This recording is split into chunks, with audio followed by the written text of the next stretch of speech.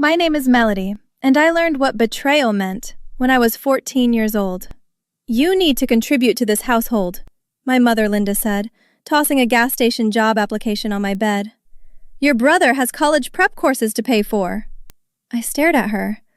I'm 14. I have school. Night shifts won't interfere with school, she replied.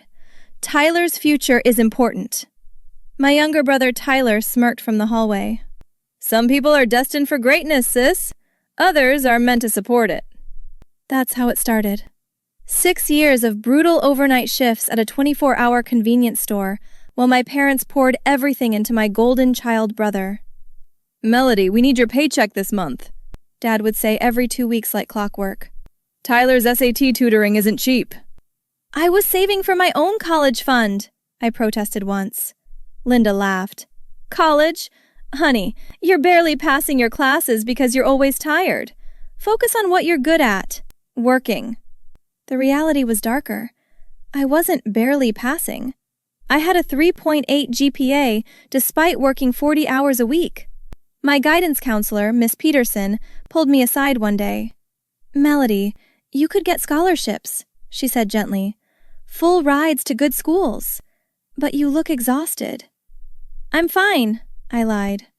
You're 17 and working night shifts alone in a dangerous neighborhood, she pressed. Where are your parents? Supporting my brother's dreams, I said bitterly. At 18, I moved out the day after graduation. Linda was furious. After everything we've done for you? She screamed into her phone. We clothed you, fed you, kept a roof over your head. I paid rent, I said calmly. You made me pay rent at 16. I have the receipts. You ungrateful! I hung up. I didn't speak to them for 8 years. In that time, I put myself through community college, then a 4-year university. I worked 3 jobs, slept 4 hours a night, and graduated with honors in business administration. I started my own consulting firm at 24. By 26, I was successful. 6-figure income, nice apartment, financial stability I'd earned through blood, sweat, and countless sleepless nights. That's when Linda came back. Melody, sweetheart, she cooed over the phone. I've missed you so much. My stomach turned. What do you want? Can't a mother just want to reconnect with her daughter? Her voice dripped with fake sweetness. You didn't want to reconnect when I was working alone at a gas station at 3 a.m, in a sketchy neighborhood at 15? I said. We can talk about the past later, she deflected. Tyler and I would love to see you. Family dinner this Sunday? Against my better judgment, I went. The dinner was an ambush. Melody! Linda hugged me like we were close. You look so successful. That designer bag? I earned it, I said flatly. Tyler was there, looking exactly like the entitled brat I remembered, just older. Hey, sis, he said. Heard you're doing well. I am. We sat down to eat, and Linda wasted no time. So, Melody, Tyler's in a bit of a situation, she began. His startup failed, and he has some debts. There it was. How much? I asked. $50,000, Tyler said casually, like it was pocket change. I nearly choked. $50,000? We're family, Linda said. You help family. Besides, we invested so much in Tyler's education. It's only fair you contribute now. Fair? I laughed without humor. You took my paychecks for 6 years. You made me work while Tyler partied through college on my dime. We gave you a home, Linda snapped. I paid rent, I shouted back. At 16! The dinner ended badly. I left, but Linda wasn't done.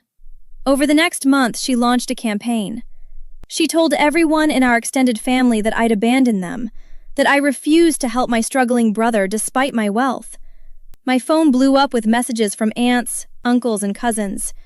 Melody, family comes first. How can you be so selfish? Your mother is heartbroken. My best friend Jessica found me crying in my office. What's wrong? She asked. I told her everything. That's abuse, Jessica said firmly. Financial abuse of a minor. And now she's trying to extort you and ruin your reputation when you won't comply. I don't know what to do, I admitted. You fight back, Jessica said. Legally and publicly. You have evidence, right? I did. I'd kept everything. Bank statements showing my parents depositing my paychecks into their account. Rent receipts from age 16 onward. Text messages demanding money. My old pay stubs. I also have my old boss from the gas station, I said slowly. Mr. Patterson. He used to worry about me working those night shifts so young. He documented everything in case CPS ever got involved. Jessica grinned. Then let's build your case. I know an attorney, Sarah Rodriguez. She specializes in family law and financial abuse cases. I met with attorney Rodriguez the next day. This is clear-cut exploitation, Sarah said, reviewing my documents. A minor working 40-hour weeks, parents taking her entire income, charging her rent. This is financial abuse. The statute of limitations hasn't expired on several aspects. What can we do? I asked. We can sue for the money they took, plus damages, Sarah explained. But more importantly, we can expose the truth. If your mother is spreading lies about you abandoning the family, we fight back with facts. I want everyone to know the truth, I said. Every person she's lied to. Then let's organize a family meeting, Sarah suggested. With all your relatives present. We'll present the evidence, let them draw their own conclusions. I called Linda. Family reunion, I said. This Sunday, I'm hosting. I'll pay for everything. Let's clear the air. She agreed immediately, probably thinking she'd won. Sunday arrived. I'd rented a room at a nice restaurant and invited every family member Linda had poisoned against me. 20 people showed up. Aunts, uncles, cousins, grandparents. Even Tyler slouched in a corner. Linda walked in like a queen. Melody! This is wonderful. I knew you'd come around. Sit down, Mom, I said coldly. Sarah stood up, professional and intimidating in her suit. Who's this? Linda asked nervously. My attorney, I replied. Sarah Rodriguez. She's here to help me share some information with everyone. The room went silent. Sarah began. I'm going to present some facts about Melody's childhood and teenage years. Please hold your questions until the end. She clicked to the first slide. Bank statements. These show regular deposits from Melody's employer, a 24-hour convenience store, into Linda and Thomas's personal account, Sarah explained. The deposits begin when Melody was 14 years old. My Aunt Rachel gasped. 14? She worked 40-hour weeks, night shifts, in a high-crime area, Sarah continued. Alone. More slides. My rent receipts. At 16, Linda and Thomas began charging Melody rent, Sarah said. $600 a month. That's illegal, my Uncle James said. She was a minor. Correct, Sarah confirmed. I've also interviewed Melody's former employer, Mr. Patterson, who documented concerns about a child working such dangerous hours. He has detailed records of Melody's schedule and the concerning conversations he had with her parents when he tried to reduce her hours. Linda stood up. This is ridiculous. We were teaching her responsibility. Sit down, Grandma Helen said sharply. Let her finish. Sarah pulled up text messages, recent ones. These are from the past month, she said. Linda demanding Melody pay Tyler's $50,000 debt and calling her selfish for refusing. Tyler went pale. Sarah displayed my academic records. Despite working full-time, Melody maintained a 3.8 GPA and earned a full scholarship to university. A scholarship she couldn't use because she had no money. Her parents had taken it all. I didn't know, my cousin Amanda whispered. None of you knew because Linda has spent the past month lying, I said, standing up. Telling everyone I abandoned my family, that I'm selfish and ungrateful. I looked directly at Linda. You abandoned me. You forced a child to work overnight shifts in a dangerous job and took every penny. You gave everything to Tyler and treated me like free labor. That's not, Linda started. I have recordings too, I interrupted. From the dinner last month. I played the audio. Linda's voice filled the room. We invested so much in Tyler's education. It's only fair you contribute now. My voice. You took my paychecks for 6 years. Linda's response. We gave you a home. My voice. I paid rent at 16. The room erupted. Linda, what the hell? Uncle James stood up, furious. You made a 14-year-old work night shifts? She wanted to work, Linda protested. She volunteered. I have a statement from her guidance counselor saying Melody appeared exhausted and malnourished throughout high school, Sarah interjected, pulling out another document. Miss Peterson was preparing to call CPS, but Melody aged out first. Grandma Helen's voice cut through the chaos. Linda Marie, you look me in the eye and tell me this isn't true. Linda's face crumbled. Mother, you don't understand. Tyler had so much potential. We couldn't afford. So you used your daughter as a piggy bank? Grandma demanded. She was a child. Aunt Rachel was crying. Melody, I'm so sorry. I called you selfish last week. I had no idea. Because she lied to you, I said. She's been lying to everyone. Tyler finally spoke up. Mom, maybe we should just go. No, Grandpa Robert said firmly. Tyler, did you know your sister was working 40 hours a week to pay for your SAT tutors? Tyler shifted uncomfortably. I mean, yeah, but I thought she wanted to help. I was 14, I shouted. I didn't want to work overnight shifts alone. I wanted to be a normal kid. You could have said no, Tyler muttered. I did say no, I shot back. And Mom told me I'd be homeless if I didn't contribute. The room went silent. Is that true, Linda? Grandma Helen asked, her voice dangerously quiet. Linda's eyes darted around desperately. I may have. It was just motivation. Tough love. That's called coercion, Sarah said. Legally speaking, it's financial abuse of a minor.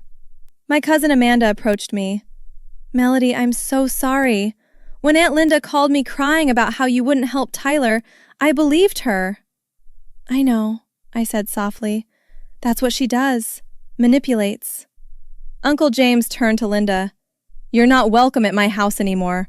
What you did to that girl is unforgivable. James, please. Linda reached for him. Don't touch me, he said coldly. You exploited your own daughter and then tried to turn the family against her when she wouldn't give you more money. That's disgusting. Aunt Rachel nodded. I agree. Linda, I don't want you contacting me again. One by one, family members stood up and walked over to my side of the room. I believe you, Melody, my cousin said. We're here for you, Aunt Rachel added. Whatever you need, Uncle James promised. Linda looked around at her family abandoning her, panic setting in. You're all just going to believe her lawyer's presentation? I'm your sister, your daughter. You're a liar, Grandma Helen said quietly. And what you did to Melody is unforgivable. I raised you better than that. Mom, please. Don't. Grandma held up her hand.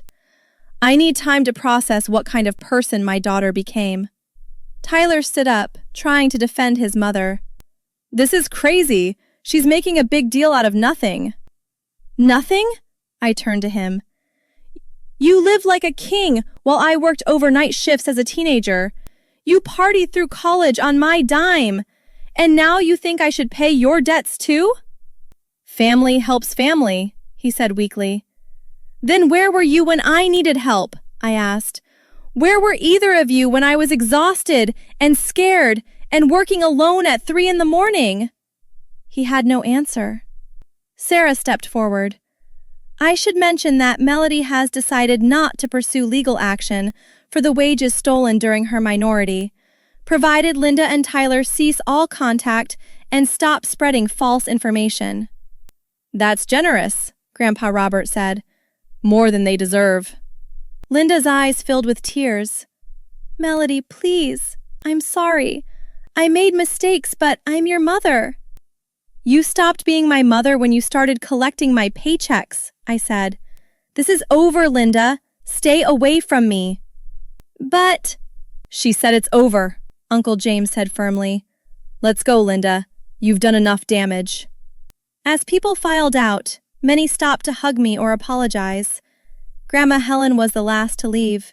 She pulled me close. I'm proud of you, sweetheart, she whispered. You survived something terrible and became extraordinary anyway. Thank you, Grandma. And I'm sorry I didn't see it sooner, she said, tears in her eyes. I should have noticed. It's not your fault, I assured her. After everyone left, Jessica hugged me tight. You did it! You told the truth! Yeah, I said, feeling lighter than I had in weeks. I did. I didn't need revenge. I just needed people to know the truth. Have you ever had to expose a family member's lies to protect yourself? Sometimes the truth is the most powerful weapon you have. Like and subscribe for more stories about people who refused to be victims and fought back the right way.